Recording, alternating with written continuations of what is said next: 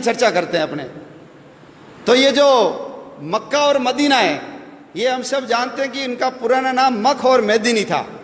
आज भी वहाँ मक्केश्वर महादेव शिवलिंग है, वहाँ उसको ढक करके रखते हैं। जाने वाला मुसलमान उसको चूम करके आता है, जैसे हम शंकर भगवान के शिवलिंग के हाथ लगाते हैं वैसे वो उस पत्थर को हाथ लगा करके आते हैं।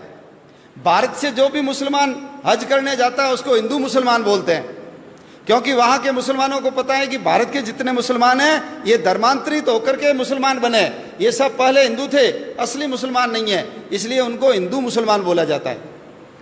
मुसलमान वहाँ जाता है तो मुंडन करवा के जाता है, जैसे हम हरिद्वार में जाते हैं या तिरुपति बालाजी में मुंडन करवाते हैं, किसी की मृत्यु हो जाती तो भी हम बाल कटवाते हैं।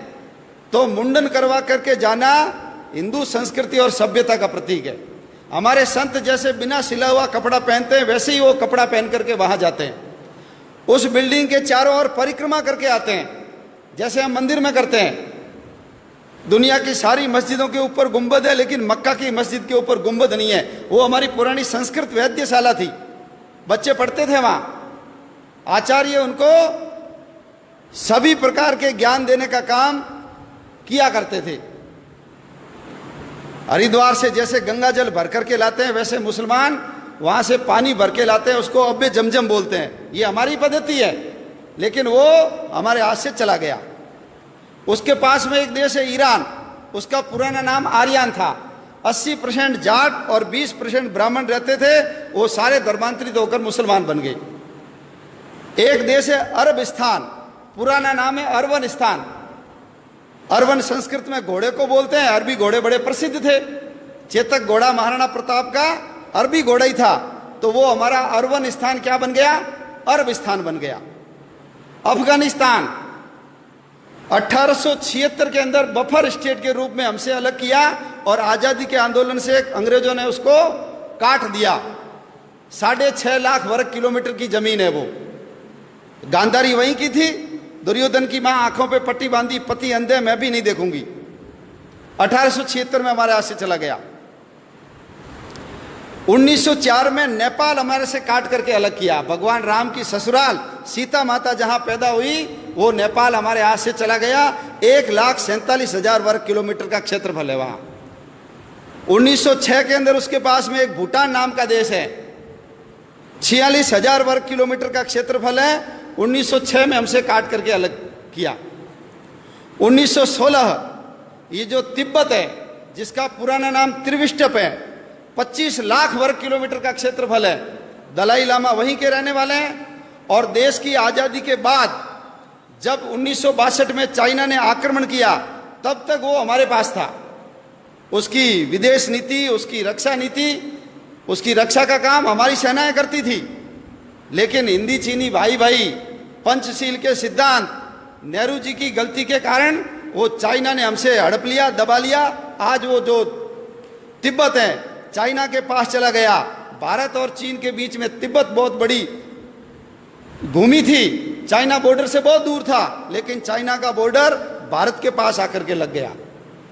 1935 भगवान राम ने जिस लंका को जीत करके सोने की लंका को ठोकर मार दी और अपने भाई लक्ष्मण को कहा जननी और जन्मभूमि स्वर्ग से बढ़कर है, वो 1935 में हमसे काट करके अलग कर दी।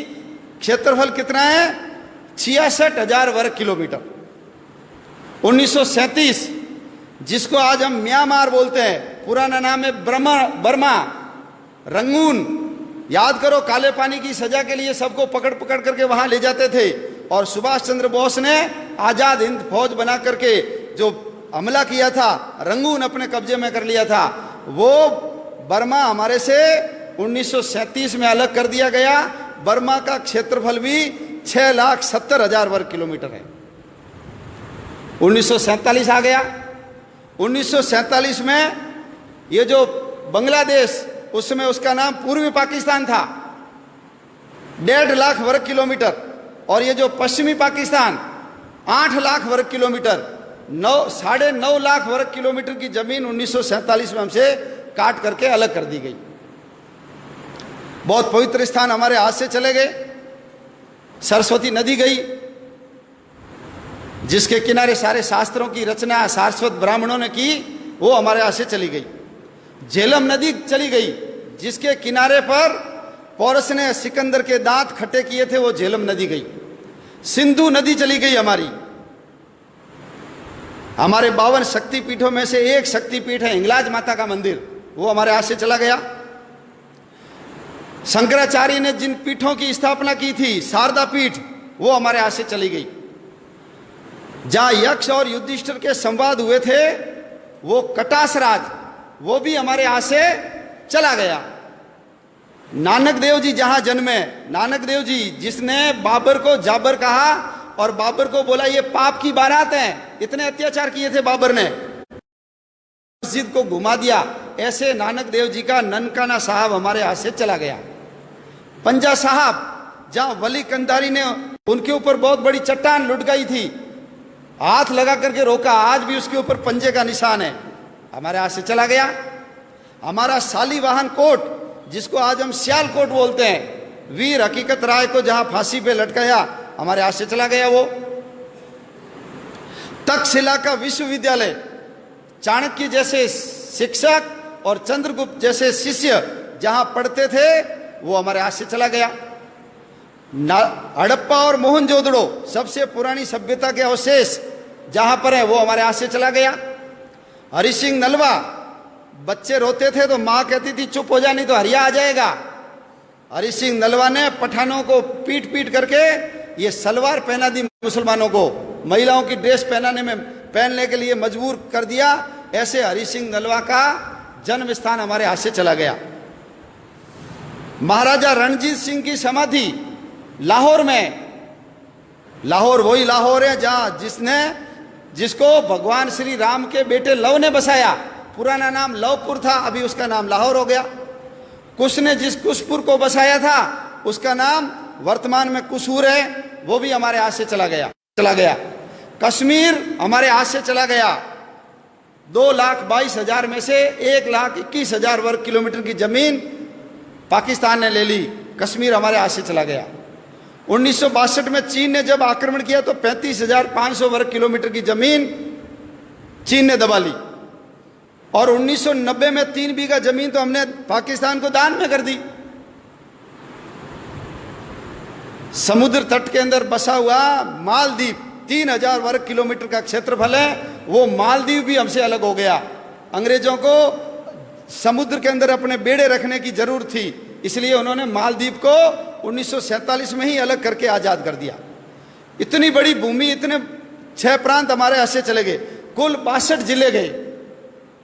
और जिस समय देश का विभाजन हुआ, हमारे कबूतर उड़ाने वाले अंकल जी जब लाल किले पे खड़े होकर के अपने शेरवानी के तीसरे बटन हॉल में गुलाब की कली सजा करके भाषण दे रहे थे, उस समय पाकिस्तान की सड़कों के ऊपर हमारी माँ बहनों को नंगा करके उनके जुलूस निकाले जा रहे थे। रेलों के अंदर काट काट करके भर भर रेलें भेजी जाती थी, भाला टांग करके बच्चों की एक के ऊपर एक, जैसे सुई के ऊपर फूल डाल करके माला बनाते हैं, ऐसे बच्चों को डाल डाल करके गांधी जी के लिए तोहफा, नेहरू जी के लिए भेंट, ऐसा लिख लिख करके वहां से भेजा जा रहा था। नर कंकाल इधर से उधर किए जा रहे थे और हम गीत गा रहे थे, दे दी हमें आजादी बिना खड़ग बिना ढाल।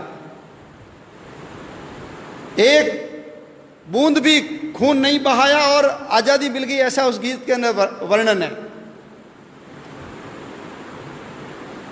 12 लाख लोग मारे गए, 12 लाख लोग, 2 करोड़ लोग बेघर हो गए।